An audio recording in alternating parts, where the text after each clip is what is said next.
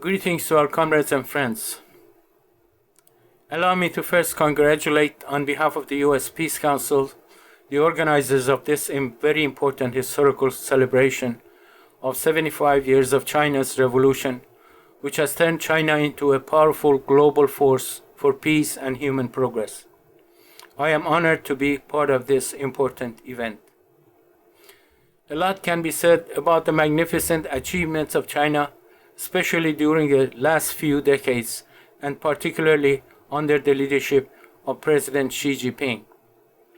But due to the shortness of time, I would limit myself to the area of diplomacy and global security, especially since both ruling parties in the United States are presenting China's rapid development and its growing role in the international arena as a threat to the interests of the United States, which is a clear falsehood promoted by the U.S. ruling classes to justify their antagonistic policy toward China. Let us look at China's approach to diplomacy and global security, which is significantly different from the crisis-oriented zero-sum diplomacy that is characteristic of the United States approach. In November 2023, a U.S. Peace Council delegation was officially invited by the Chinese People's Association for Peace and Disarmament, CPAPD, which is affiliated with China's Foreign Ministry, to visit China for a bilateral meeting. The issues that we discussed were quite multifaceted and included the question of China's global security initiative, China's diplomatic efforts, China's modernization process, U.S.-China relationship and the need for commitment to peaceful diplomacy, and ways to strengthen the global peace movement, all as integral part of President Xi Jinping's thoughts and policy.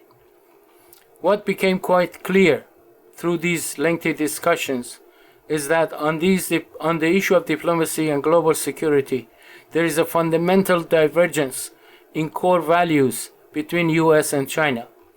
As far as the Chinese are concerned, they are firmly committed to the following 6 principles as articulated by President Xi Jinping and reflected in China's policy on diplomacy and global security. First, it is necessary to stay committed to the vision of common, comprehensive, cooperative, and sustainable security and work together to maintain world peace and security. 2. It is necessary to stay committed to respecting the sovereignty and territorial integrity of all countries, upholding non-interference in the internal affairs of other nations, and respecting the independent choices of development paths and social systems made by the people in different countries. 3. Staying committed to abiding by the principles of United Nations Charter, rejecting Cold War and Cold War mentality, opposing multilateralism, saying no to bloc confrontations. 4. It is necessary to stay committed to taking the legitimate security concerns of all countries seriously, upholding the principles of indivisibility of security, building a balanced, effective, and sustainable security architecture, and opposing the pursuit of one's own security at the expense of the security of others. 5. Staying committed to peaceful resolution of differences and disputes between countries through dialogue and consultation, supporting all efforts conducive to the peaceful settlement of crises, rejecting double standards and opposing the wanton use of unilateral sanctions and long-term jurisdiction. And 6. It is necessary to stay committed to maintaining security in both traditional and non-traditional domains and working together on regional disputes and global challenges such as terrorism, climate change, cybersecurity, and biosecurity.